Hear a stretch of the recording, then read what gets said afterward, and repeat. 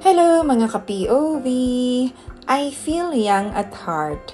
Sumakay pala ako dito sa zipline and napaka-enjoyable. Ang sabi ng anak ko, "You try it, mommy. It's full of fun."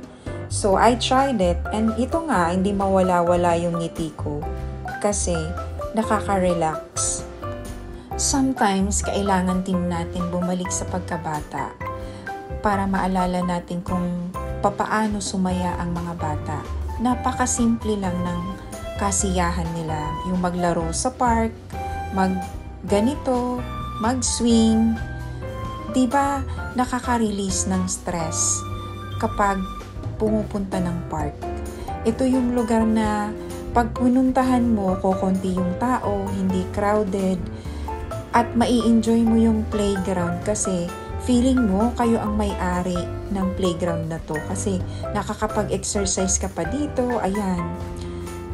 Tatlong napaka-importante sa buhay ay ang health, time of course, kailangan invest your time wisely, ika nga. Kapag in-invest mo yung time sa mga anak mo, it would not be wasted. Kasi ma-retain yun sa kanila, yung memories na binigay mo. Yung time na binigay mo sa kanila ay iti-treasure nila. Yung pangatlo ay always being grateful.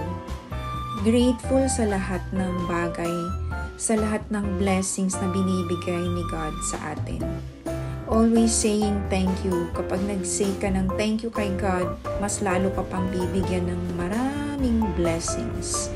I am being grateful and thankful kasi healthy yung mga anak ko, healthy kami. I am being grateful kasi hindi ko naman pinagdadasal yung ibang mga bagay na natatanggap namin. Pero binibigay ng Diyos sa amin. Diba? Yun pa lang ay pinagpapasalamat ko na ng malaki sa Diyos kasi binigyan kami ng sobra-sobra sa hinihiling namin. To God be the glory, all-powerful God. Thank you so much.